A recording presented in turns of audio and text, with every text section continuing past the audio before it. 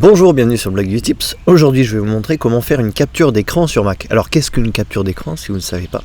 Eh bien c'est tout simplement la possibilité de faire une photo de ce que vous voyez sur l'écran de votre Mac. Alors à quoi ça sert? Eh bien ça sert notamment à se souvenir lorsque quelqu'un vous donne une formation, lorsque quelqu'un vous explique quelque chose, de mémoriser par exemple un endroit sur un logiciel, etc. De mémoriser certaines manipulations que vous faites sur l'ordinateur ou tout simplement par exemple pour dépanner quelqu'un à distance, il faut lui montrer que c'est à tel ou tel endroit du Mac qu'il faut aller. C'est par exemple ce que j'utilise beaucoup sur le blog lorsque je fais des petits articles.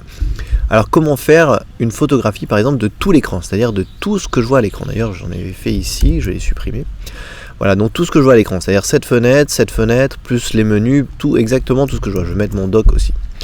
Alors je fais commande Shift 3, et vous voyez qu'en faisant ce raccourci clavier, commande Shift 3, alors voilà, et bien j'ai un fichier qui apparaît sur le bureau, et j'ai bien la photographie de tout l'écran de mon Mac qui a été fait instantanément. Donc ça c'est vraiment très pratique. Deuxième raccourci à connaître, c'est le raccourci commande Shift 4. Là cette fois-ci vous voyez ma souris, j'ai un petit sigle qui apparaît sous mon curseur, vous voyez, et qui me permet en cliquant comme ça de faire la photographie de la zone que je veux. Je peux vraiment déterminer exactement ce que je veux prendre en photo, par exemple ça, hop, voilà, et la photo est prise instantanément. Alors petite astuce, toujours avec commande Shift 4, je me déplace comme ça de gauche à droite, vous voyez, je maintiens Shift, et vous voyez qu'en maintenant Shift, je peux plus faire de bêtises, c'est-à-dire je peux plus descendre, le côté vertical est bloqué. Inversement, si je fais commande Shift 4, je descends comme ça, hop, je maintiens Shift, et vous voyez que le côté horizontal cette fois-ci est bloqué, et je peux faire une sélection comme ça, voilà.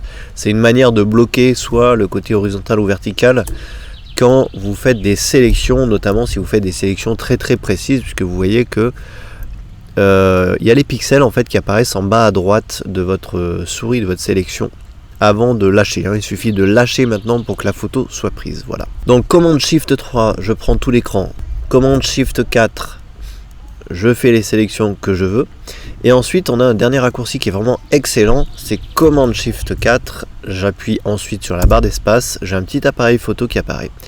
Alors j'ai toujours pas cliqué pour le moment, vous voyez, si je me déplace sur la fenêtre du dessous, il prendra en photo la fenêtre du dessous, si je me déplace ici, il va prendre en photo cette fenêtre. Hop, je clique, et vous voyez que là c'est génial parce que ma fenêtre a été prise en photo de façon parfaite, elle a été détourée, c'est-à-dire je vois pas tout ce qu'il y a autour de la fenêtre, je vois uniquement cette fenêtre parfaitement découpée. Ça m'évite de la sélectionner manuellement, ce qui est un petit peu fastidieux. Alors je peux faire pareil sur l'autre fenêtre qui est ici, commande Shift 4, barre d'espace, tac, je clique et je prends la photo.